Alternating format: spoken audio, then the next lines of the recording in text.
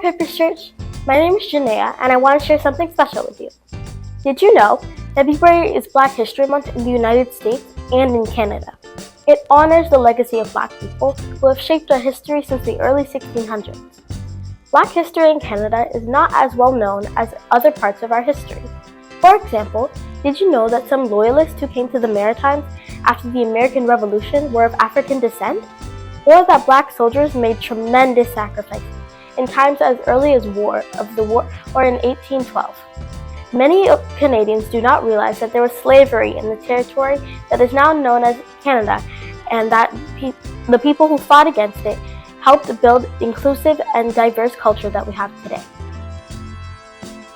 Did you know Matthew DaCosta was the first documented Black person to arrive in Canada? According to historical records, Matthew DaCosta, also known as Matthew DeCoste, was a Black African interpreter for Dutch and French explorers, traders in the early 1600s, and worked as an interpreter for the indigenous peoples in North America.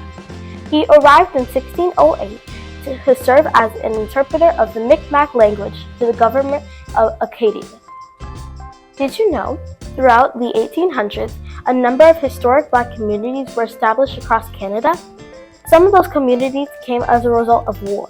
Between 1800 and 1865, approximately 30,000 Black people came to Canada via the Underground Railway.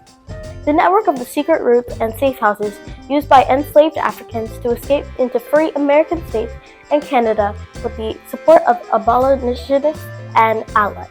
Did you know Harriet Tubman, a formerly enslaved individual from Maryland, became known as the Moses of her people, and the conductor who led hundreds of enslaved Blacks to freedom along the Underground Railroad? She guided runaway slave people further north into Canada. St. Catharines, Ontario, a town close to the border with the U.S., was en route to the offered employment opportunities, making it a common destination for former fugitives, including Harriet Tubman, who lived there from 1851 to 1857. Many of the people she rescued were relatives of those who was already in St. Catharines, including her own parents, brother and sister, and their families. Did you know Canada's first female publisher was Black? During the time of the Underground Railroad, Mary Ann Shadd came to Canada and became the country's first female publisher with her newspaper, The Provincial Freedom. Did you know we have our own Rosa Parks? Viola Desmond was Canada's version of Rosa Parks. In 1946, she sat in a seat reserved for white people in the Roslyn Theatre of Nova Scotia and was later arrested. The Nova Scotia government apologized to her and her family in 2010. Now you know. Thanks for listening. Happy Black History Month, Purpose Church.